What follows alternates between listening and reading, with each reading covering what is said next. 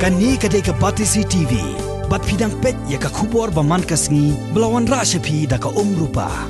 Bapentingin bat penbha. Ban yai pen bat kentiu ya ka kamri Dohkha ha ke Jylla. Ke Sorkar Jylla henden kasngi ka hendreu terik unai weng arjakat pra. Kala pelat ya ka song pisa jingrap ke ba san puai Klur tingka. Leng ba ka aquaculture mission phase 2. Ya kini kesong jera pisah syakinori Dohkha. Lapan bena do menteri Sorkar bakmi ya ketnan ki kamri Dohkha ha ke Jylla uba coming one on board. Komen cukadau hang ni ya ka aquaculture mission phase 1. Belapan bena pai ba nadu snam zakat pra hadu zakat nyau kalasa kan tho habarok kiliang namar kajing bambiang kar kompentrikam watla kajing penmi igi Dohkha kalanang keu ha kini ke Jylla. Komen cukadau hang ni ya ka aquaculture mission phase 1. Lapan bena pai ba nadu usnam zakat hadu zakat nyo kalasa kan tho haki babon kiliang namar kajing bambiang kar kompentrikam watla kajing penmi igi Dohkha kalanang keu ha kini ke Jylla.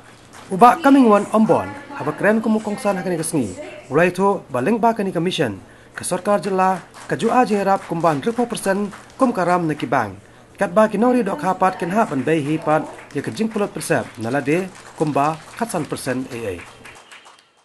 There is a need for increasing fish feed and fish feed production to cater every growing demand. A much more need based on location, region-specific mode of implementation of such critical infrastructure is the need of the hour. The department also seeks to achieve sustainable development of fish product to achieve maximum sustainable yield through proper regulation of fishery resources by banning the catch of fish during the breeding season from the river ecosystem.